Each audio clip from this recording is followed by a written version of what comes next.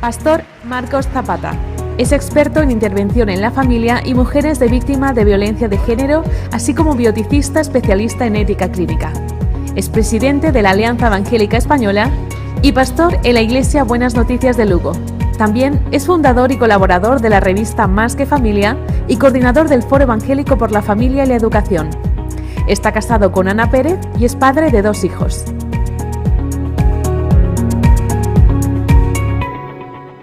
Qué guapo me han sacado, qué maravilla, ¿eh? Bueno, muchas gracias. La verdad es que es una alegría estar aquí, estar entre vosotros, porque me siento en casa. Decía Juan Carlos Escobar, conozco aquí a más gente que en el resto de España, yo no sé, pero estoy en casa y estoy entre amigos. Así que personalmente, para mí es un placer y muchas gracias Juan Carlos y a toda la Junta por haber pensado en mí en esta fecha tan señalada, porque 60 años no se cumplen todos los años. Entonces hay un antes y un después. Así que son tiempos difíciles, se dice en algún sitio que son tiempos duros, pero cuando los tiempos se ponen duros, los duros se echan al camino. Ahí vamos a estar todos juntos peleando por una nueva etapa. Como presidente de la Alianza Evangélica Española quiero transmitir, además me lo encomendaron mucho mis hermanos de la Junta, que os transmitan nuestra felicitación por estos 60 años, porque Asambleas de Dios en España no solo ha sido, sino que es un referente para la obra de Dios y que marca un rumbo. De alguna manera sois, si tenemos que mirar a algún lugar para ver qué es lo que Dios está haciendo y cómo estáis trabajando, si no el principal, vamos a decir que de los principales, si no el principal movimiento de iglesias, sois vosotros. Y lo importante es que en estos 60 años no ha habido orgullo, no ha habido engreimiento, sino que hay un espíritu de humildad, de servicio, de seguir colaborando con el resto de la Iglesia de España. Yo creo que os merecéis un aplauso vosotros mismos, porque es lo que Dios de corazón. Así que felicidades como Alianza Evangélica que represento, que ya tenemos casi 150 años de historia, así que vamos viejos también. Así que ya vamos viejos también. Yo no tengo 150, pero... Bueno, el tema de hoy tiene que ver con el pastor, el obrero, el líder saludable. Y quisiera, antes de empezar un acercamiento bíblico, leeros algunas estadísticas en la investigación que empecé a buscar y que tengo datos, estadísticas que vienen de Campus Crusade for Christ, también de Barna, en Estados Unidos, que los americanos tienen tiempo para hacer encuestas de todo, de lo más raro, encuestas. Y también han investigado la Iglesia, George Barna, y también el Instituto Francis Schaeffer aquí en Europa, sobre todo haciendo un análisis de la situación de agotamiento y de desgaste ministerial antes de la pandemia y post-pandemia. El concepto de agotamiento pandémico está muy ya establecido, y cómo ha afectado eso a la Iglesia y cómo ha afectado especialmente a los líderes y pastores. Leyendo estas estadísticas no es para que luego nos vayamos a suicidar por ahí, ¿vale? Entonces son estadísticas terribles en muchos aspectos, pero aquí estamos. Es decir, igual que hay números a veces negativos, estas estadísticas siempre te las leo para que podamos ver y reaccionar de alguna manera. Empiezo. Y si después a los pastores les puedo pasar los datos y referencias donde he tomado estas estadísticas. Se calcula que por cada 10 jóvenes que se gradúan en el Instituto Bíblico o en un seminario en Estados Unidos, se meten al ministerio a pleno tiempo, solo uno continuará en el ministerio cuando se jubile. 1 de cada 10 de los que pasan por el seminario. El estrés contribuye al 90% de las enfermedades. La mitad de todas las visitas a los médicos tiene que ver con el estrés. Está hablando de pastores. La reducción de la ansiedad puede llegar a ser el mayor negocio también entre los pastores.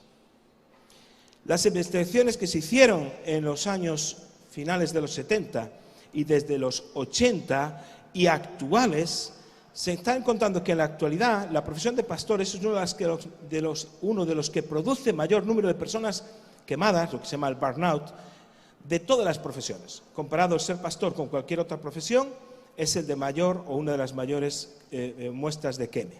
Y se entrevistaron nada más y nada menos que a 11.500 pastores. No es una muestra pequeñita. Pues 3 de cada 4 de estos pastores Decían haber sufrido estrés, sufrían angustia y preocupación.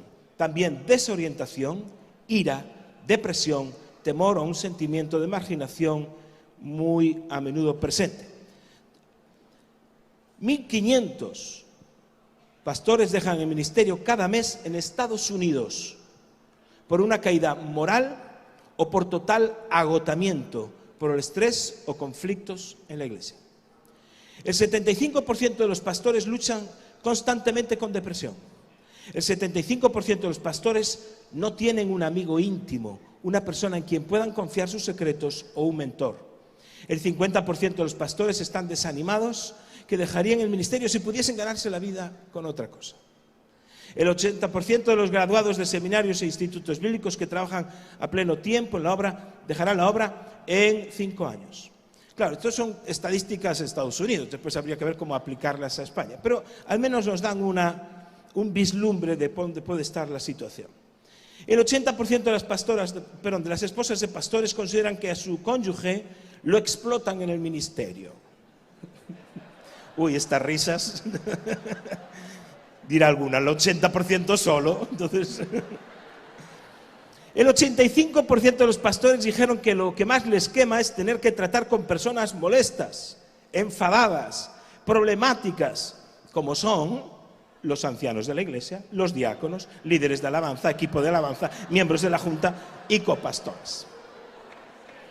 Veo mucha idea. No hay que aplaudir, que esto no se aplaude. El 90%, hay que llorar. El 90% dijeron que lo más difícil de estar en el ministerio es tener que tratar con personas intransigentes.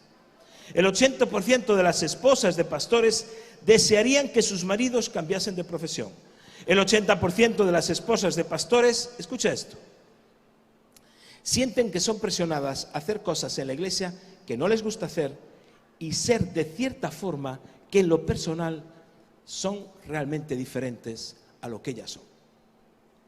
La mayoría de las mujeres de pastores que contestaron la encuesta dijeron que el evento más destructivo en Estados Unidos para su matrimonio y familia fue cuando se dedicaron a pleno tiempo a la iglesia.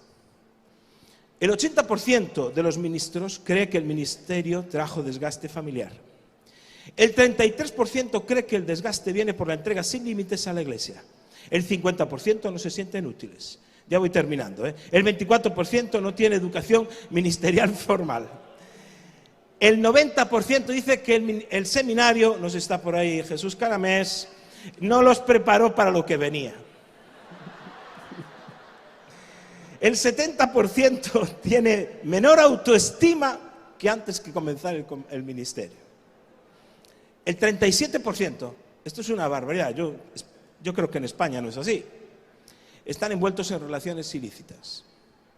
El 70% no tienen ni amigos, ni relaciones, ni vida social, ni vida familiar extendida, y el 40% tiene una constante pensamiento, es constante de dejar el ministerio. No lo pueden dejar. Las crisis, dicen los autores de estas encuestas y los analistas, dicen que tienen diversas causas. Hay causas de tipo social y laboral.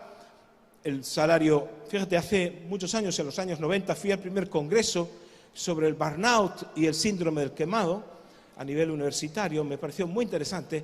Decía que uno de los protectores más fuertes de que alguien se queme, de que no sufra el queme, digamos, profesional, se trabajaba en área social, en área médica, es un buen sueldo. Dice, si tienes un buen sueldo, aguantas lo que sea, porque buen sueldo implica mejor nivel de vida para tus hijos y tu familia. Y si tú tienes que aguantar niveles de estrés altos, pero al final de mes puedes darle una calidad de vida buena a tu familia, aguantas lo que haga falta. Dice, entonces un buen predictor es un buen sueldo. Anecdóticamente, todos los encuestados se quejan, o casi todos, un tanto por ciento muy alto, de un bajo salario, quiere decir nivel de vida bajo, y ya no digamos del retiro, de la pensión. Hay situaciones en contextos emocionales, en contextos personales, ministeriales. Por ejemplo, dice que una de las cosas que más desgastaba es tener que estar luchando constantemente para que no te roben las ovejas, no el diablo, otros pastores. Entonces dicen, si fuera el diablo, pues sabes contra quién pelear. Pero otros pastores dicen, no es el tema.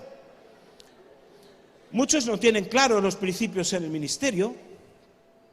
Hay muchas falencias, muchos fallos no tienen apoyo, no disfrutan con la tarea que tienen, no hay ese disfrute, no hay goce en esa tarea que están realizando, y sobre todo que tienen una sobreexposición crítica a todo lo que hacen.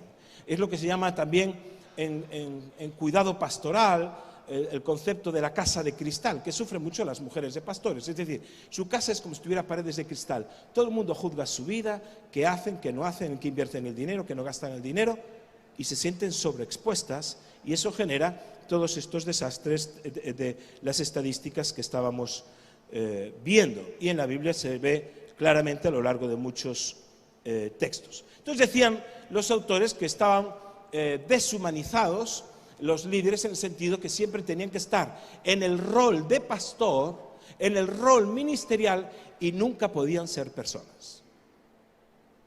No se permitía ser persona. Siempre era un rol ministerial. Es decir, no rol de ministro, no rol de persona. Le pasó a David, cuando en cierta ocasión estaba, ¿sabéis? Cuando estaba, le raptaron a su familia, a las mujeres, a todos, a los ancianos, a todos, en aquel momento quisieron matarlo también a él. Siempre pasa eso, ¿no?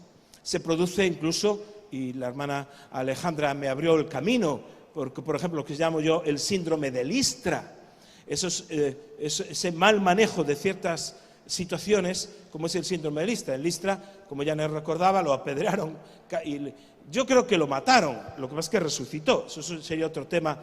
El amor de la iglesia lo rodea y resucita, como muchas gracias por esa palabra, muchas gracias.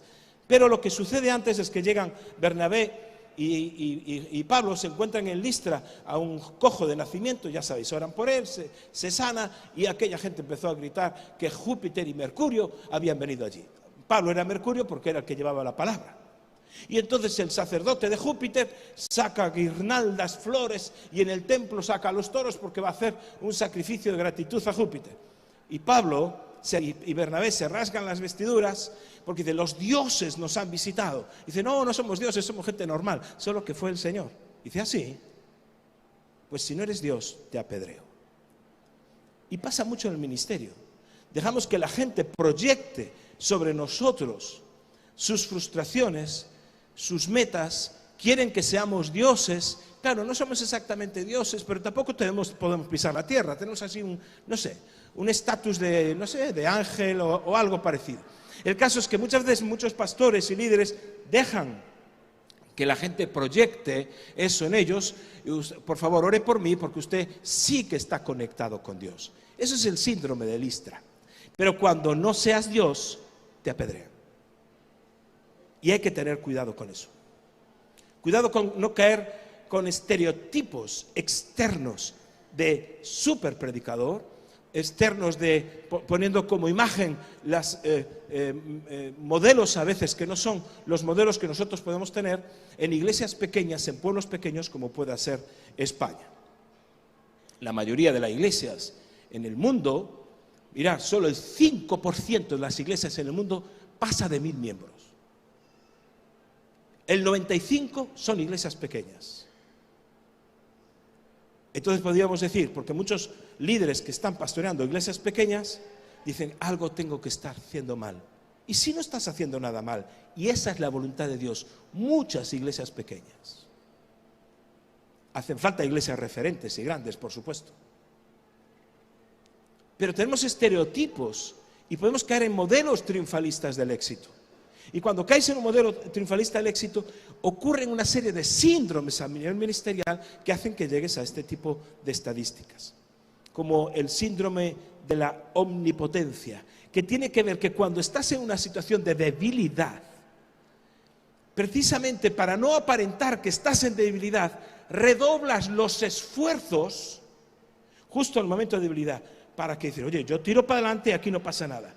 Y entonces ese síndrome de omnipotencia ocurre que muchos obreros se resisten a ser cuidados. Porque si tengo que ser cuidado, quiere decir que estoy en una posición de debilidad. Y tú has interiorizado que el éxito no puede ser que yo muestre una vulnerabilidad. O hemos interiorizado. Yo sé que todos a nivel teórico decís, no, yo en mi caso no. Pero la verdad es que las estadísticas son las que son. Y constantemente Dios me ha permitido estar viajando por España y por medio mundo. No oigo más que historias de pastores, líderes que caen. Y yo tengo que tener cuidado de mí mismo. De mí mismo. Y ya veréis cómo lo vamos a hacer, porque os voy a hacer una propuesta. Tengo que tener cuidado, incluso yo mismo, con la autopropaganda. Parece que si estoy en muchos congresos, en muchos lugares, como la gente piensa que yo debo ser la última Coca-Cola del desierto. Y tengo que tener cuidado con con ese tipo de ministerio. Aunque a uno le toca a veces ciertos roles en los que estás en un momento y una etapa de tu vida. Cuidado con las expectativas de otros colegas que tienen expectativas y ponen expectativas sobre ti que tú a lo mejor no es el momento de tu vida para hacerlo. Por supuesto, muchos pastores se vienen abajo emocionalmente porque el ministerio es un conflicto emocional. Por la mañana estás casando una pareja y pues tienes que ir a enterrar a alguien por la tarde. Entonces pasas de qué alegría que se besen los novios a celebrar un entierro. Ese cambio emocional no lo tiene ninguna otra profesión. Es una crisis personal muy, muy importante. Entonces este tipo de cosas, sobre todo la falta de definición, trabajando durante más de 20 años trabajamos en un ministerio de cuidado integral del pastor y del misionero en España. Muchos de vosotros habéis estado en Operación Bernabé, disfrutando de esos fines de semana de cuidado integral. Uno de los mayores problemas que encontramos es la falta de definición ministerial. Da la sensación de que la tarea nunca se acaba. Estamos ahí, pero no hay objetivos, no hay metas. ¿Esto cuándo se acaba? ¿Cuándo terminaste tu horario laboral, si es que lo tienes o no lo tienes? Y tus mejores años, o nuestros mejores años, los invertimos en esto y nos desgastamos. La gente se desgasta, la gente se cansa y entra en lo que se está llamando ahora síndrome de agotamiento general, que está muy presente en la labor pastoral. Ahora bien, entre la encuesta que se hace a esos 11.700 pastores, se les pone una hoja donde dice, pone el nombre de un amigo. Y fíjate, esto es demoledor. Todos pusieron Dios. Es decir, no se les permite ser humanos. No hay esparcimiento. No leen. No se regalan nada. Se resisten a ser cuidados. Y más en este tiempo, tiempos difíciles que estamos viviendo, tiempos complicados. Después de esta presentación, yo quiero que me sigáis, si es posible, y tenéis vuestras Biblias abiertas o encendidas, a unas fotografías de la vida del apóstol Pablo. Unas fotografías de la vida del apóstol Pablo, porque es importante que nosotros veamos esto, los tiempos difíciles que Pablo vivió y los cuidados necesarios para tener salud ministerial, salud emocional, salud intelectual. En la primera fotografía a la que te quiero llevar está en 2 de Timoteo 4. 2 de Timoteo 4 del 16 al 17. Estoy aquí en 1 de Timoteo.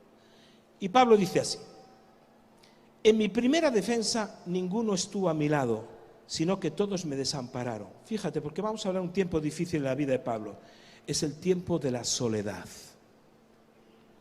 La soledad.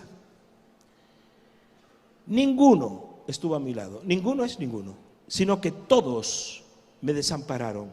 No les he tomado en cuenta. Es decir, hay un tiempo de soledad. Es decir, un tiempo complicado. Pero el Señor estuvo a mi lado. Bueno, ya tenemos a alguien que estuvo a su lado, el Señor. Se espera que todos los que estamos aquí tengamos una conexión de intimidad con Dios, si no, no hay forma de salir para adelante. Una y se nos recordaba en la primera sesión, aquí tiene que haber una conexión con el Espíritu Santo. Y si uno la pierde, el Señor se va a encargar de buscarte para retomar esa intimidad y esa conexión. Dice, pero el Señor estuvo a mi lado y me dio fuerzas para que por mí fuese cumplida la predicación y que todos los gentiles oyesen. Y fíjate lo que dice, ese es el tiempo difícil, la soledad y la relación con Dios, que no le queda otra cosa.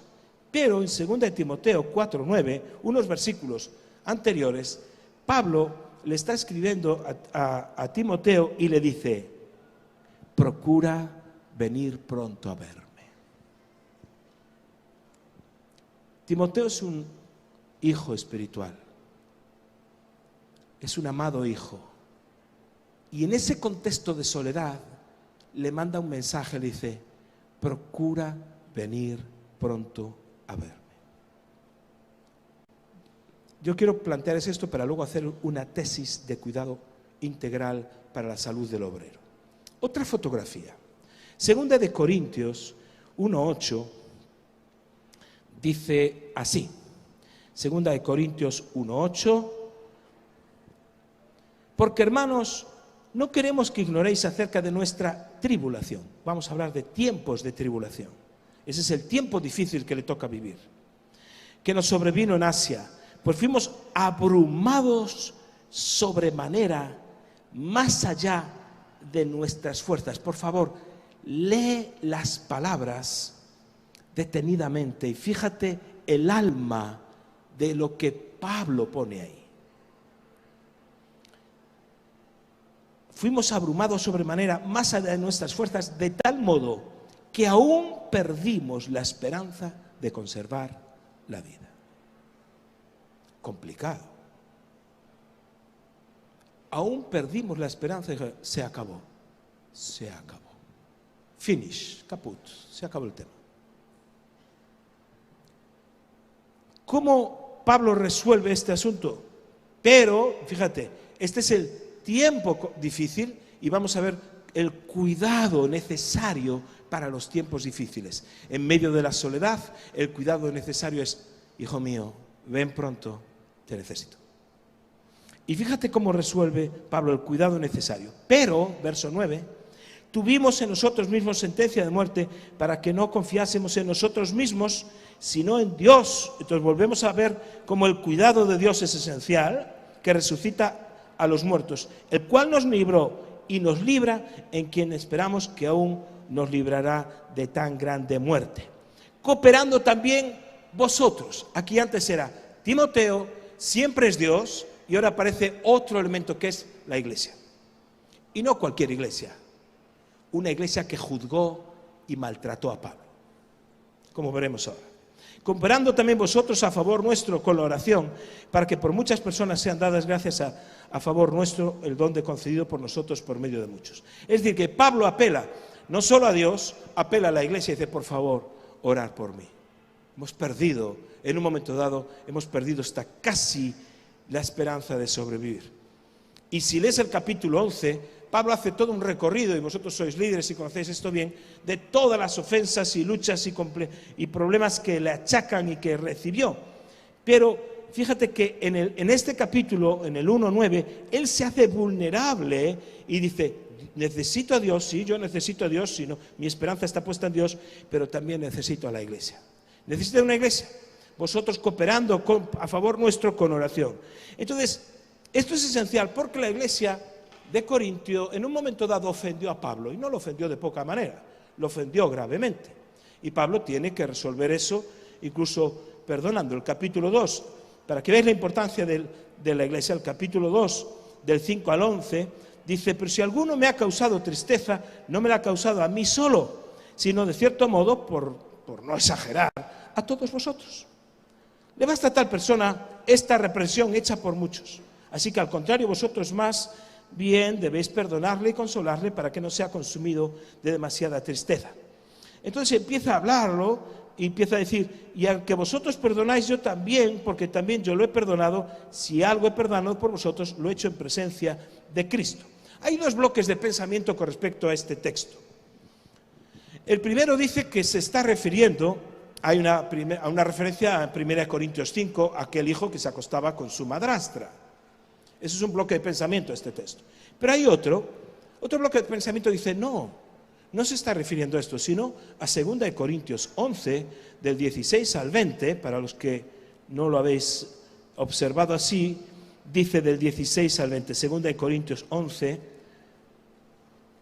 Esta referencia es un contexto donde Pablo confronta a un hombre judaizante que está desviando a la iglesia y esta persona en público lo abofetea. Le da una bofetada y aparentemente la iglesia apoya a este hombre. Entonces dice 16 al 20, otra vez os digo que nadie me tenga por loco, o de otra manera recibidme como a loco, para que yo también me gloríe un poquito. Lo que hablo no lo hablo según el Señor, sino como en locura, con esta confianza de gloriarme, puesto que muchos se glorían según la carne, yo también me gloriaré, está hablando del judaizante, porque de buena gana toleráis a los necios, siendo vosotros cuerdos. Pues si toleráis, si alguno se esclaviza, está hablando de eso, de la doctrina judaizante, si alguno os devora, si alguno toma lo vuestro, si alguno se enaltece, si alguno os da de bofetadas. Entonces hay un segundo sector de pensamiento que Pablo dice que cuando esto estaba pasando, habían ofendido a Pablo porque se habían ido con o habían hecho caso a este judaizante, después de que lo humilló en público. Y esto todavía hace más poderosa la apelación de Pablo a una iglesia que posiblemente le hubiese ofendido y le dijo, por favor, necesito vuestra oración. Es decir, el ministerio de Pablo no se desconecta de la iglesia porque él necesitaba a la iglesia y por eso el perdón que Pablo establece, dice, no tomo en cuenta vuestro agravio, yo necesito de vosotros. No tengo en cuenta ningún agravio. Y esto es lo increíble, lo realmente increíble. Perdona Pablo a toda una iglesia. ¿Por qué? Dice, porque no me basto solo con Dios. Necesito la iglesia. Y tal vez me hayan herido y me hayan hecho daño en alguna ocasión, pero necesito la iglesia. Y necesito a un Timoteo. Por eso, como veremos en la propuesta que os voy a hacer, la necesidad de la iglesia, la necesidad de esos Timoteos. Y sígueme en la última fotografía. 2 Corintios 7, dice así, 7 verso 5. Porque de cierto, cuando venimos a Macedonia, ningún reposo tuvo nuestro cuerpo. Fíjate la descripción, porque es el lenguaje exacto de la depresión y el estrés. Ningún reposo tuvo nuestro cuerpo, agotamiento físico, sino que en todo fuimos atribulados, estrés que viene desde fuera. De fuera, conflictos. De dentro, temores. Fíjate, es un lenguaje de alto nivel de estrés y que a muchos les lleva en ocasiones, muchos entran en depresión. Es decir, hay un tiempo difícil ahí. No solo es de soledad, como vimos al principio, no solo es de tribulación, como en el segundo caso, es de estrés, un nivel de estrés fuerte. Y dice, ¿cómo resuelve? ¿Cuál es el cuidado necesario que tienes en tiempos de estrés? Dice, pero Dios, que consuela a los humildes, nos consoló con la venida de Tito. No consoló con la venida de un... Yo esperaría aquí, oye, nos consoló con la venida del Espíritu Santo. De repente, se necesitaba que el consuelo de Dios se encarnase en alguien.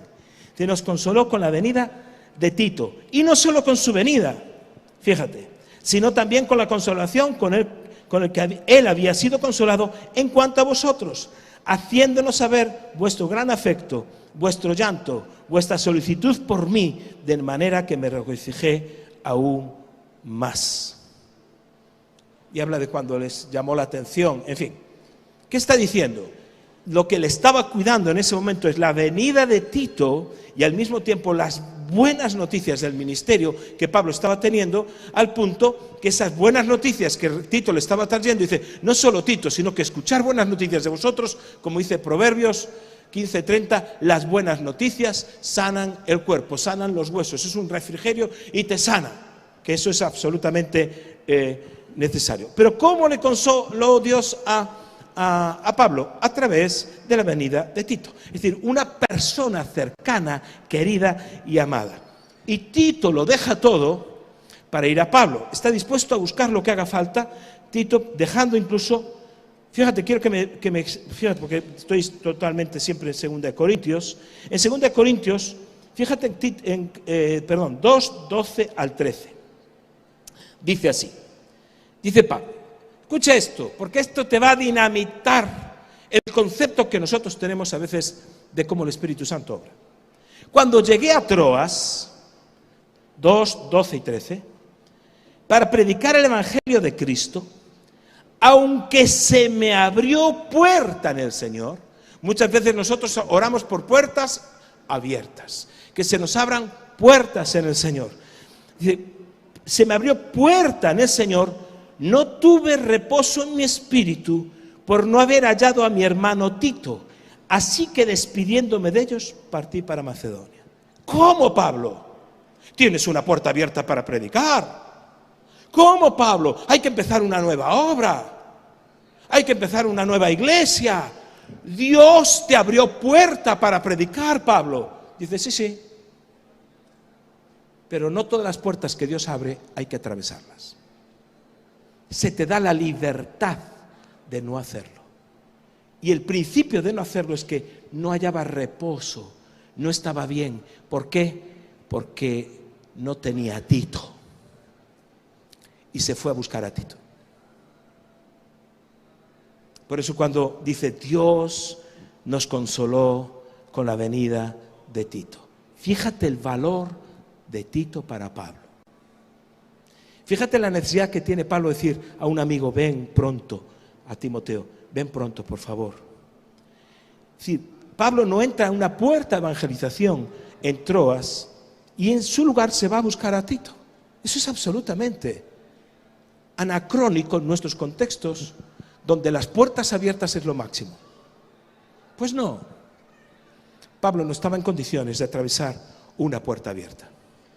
Es más, si atraviesa una puerta abierta o atravesamos puertas abiertas sin estar en condiciones y estamos en una situación de alto estrés como él estaba, y si estás en una situación de estrés, de desgaste, de casi de lenguaje de depresión como Pablo usaba aquí, no debes atravesar una puerta hacia algo nuevo. ¿Por qué? Por 3 cosas. Una, y ahí está el tema de la salud del obrero. La primera cosa, te vas a hacer daño. Porque la puerta nueva requiere energía. Requiere una energía nueva, ¿verdad? Y si no la tienes, te vas a hacer daño a ti mismo. No puedes ministrar desde el desgaste. No puedes hacerlo. Se requiere una energía nueva.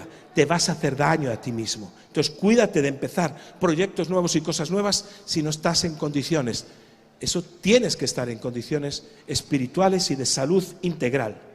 2, no solo te vas a hacer daño a ti, vas a hacer daño al Evangelio.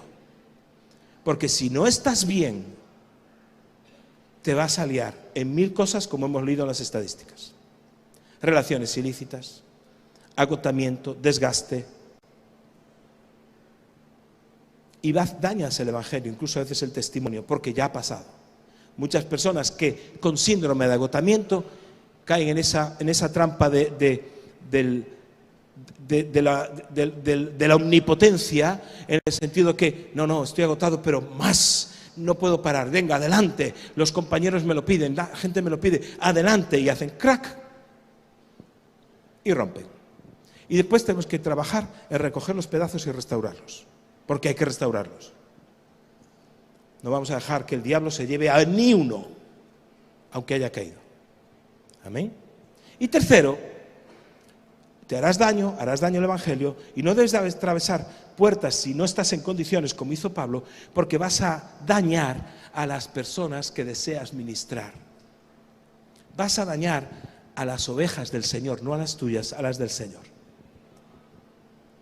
Vas a dañarlas, porque estás irascible, estás agotado, estás cansado, y puede llegar un momento que hasta maltrates, por supuesto, sin ninguna mala intención, a las personas que necesitan tu energía y tu fuerza y tu conexión con Dios bien fresca.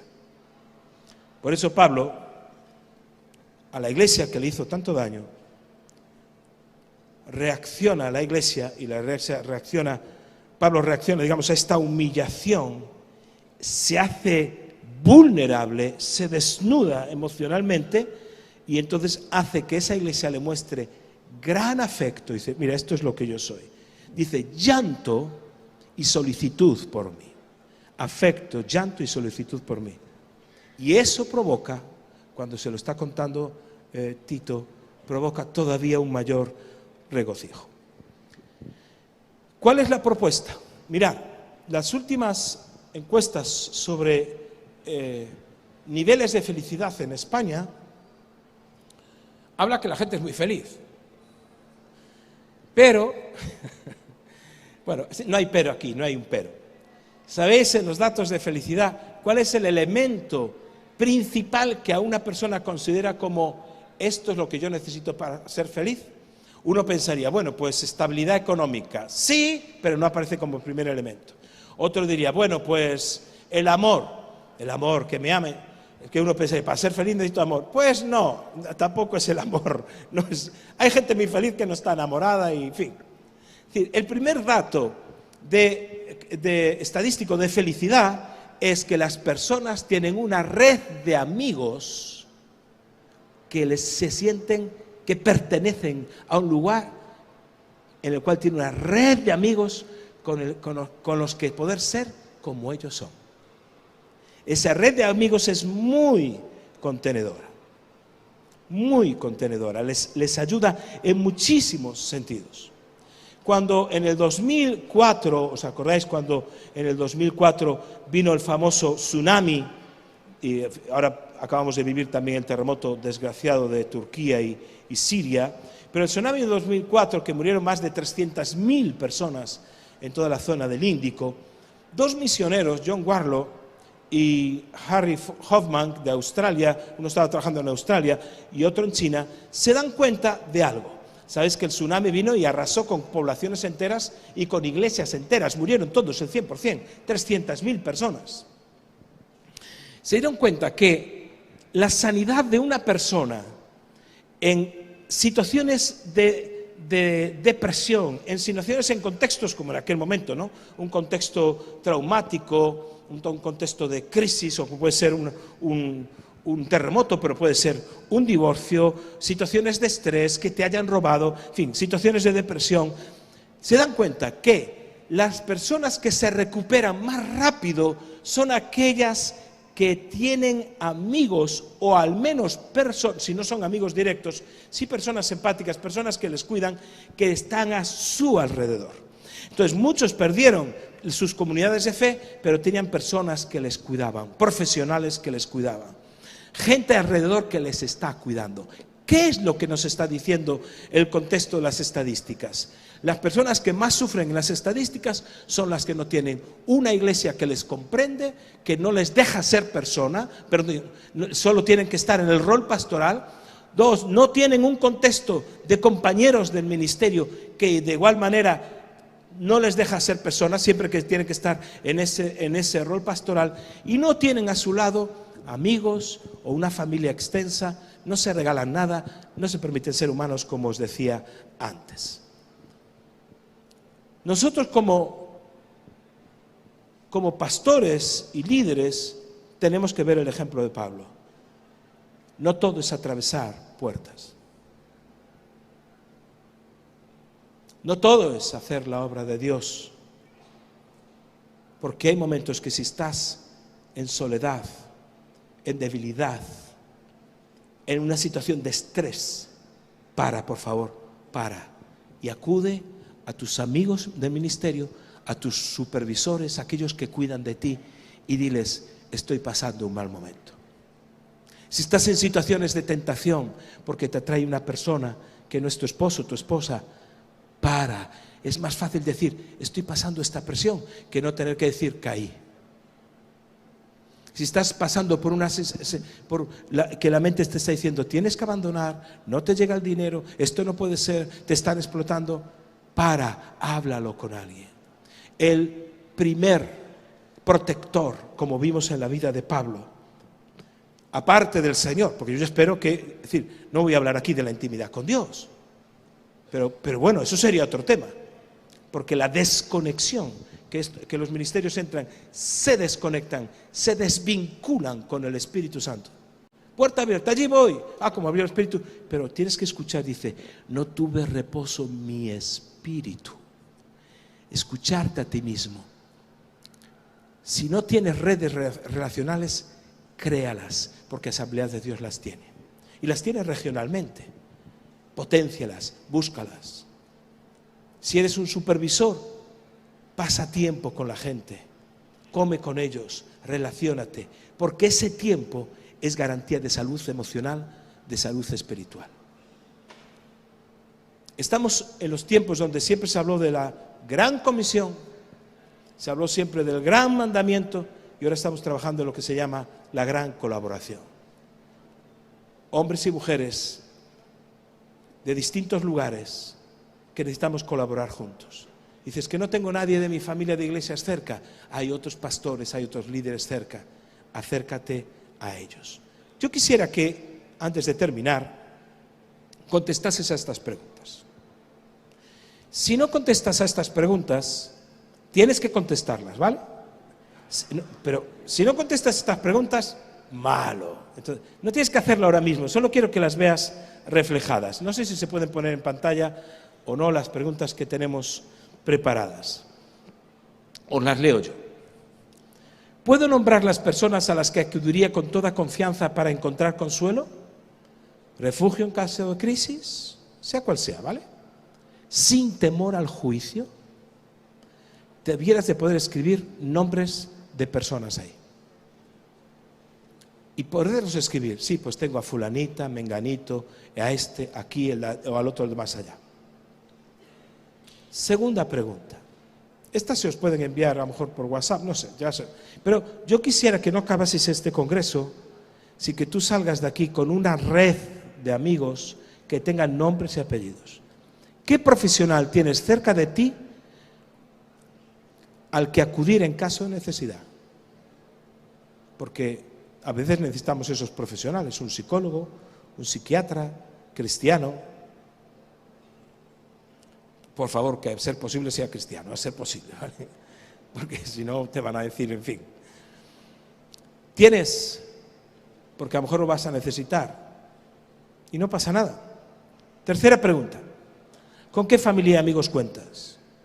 ¿Tienes familia y amigos con quien poder ser tú mismo?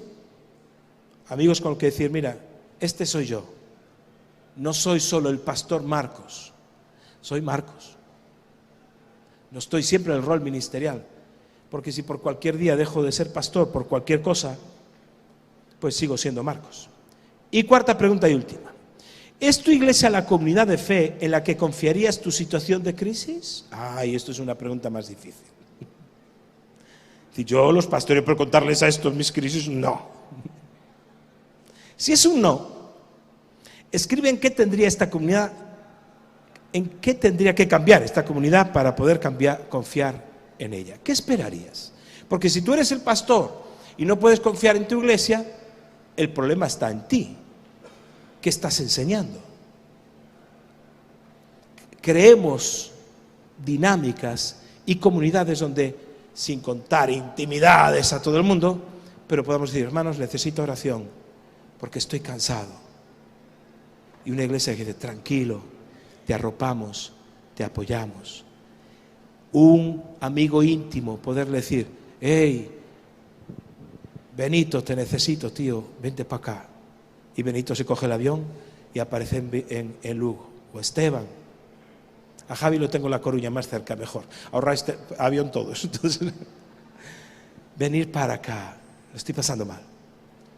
Si tenéis esa confianza, eso es un protector de la salud de cualquier obrero. Vienen tiempos extraordinarios, pero necesitamos ser una iglesia acogedora, que nos protegemos y que nos cuidemos los unos a los otros.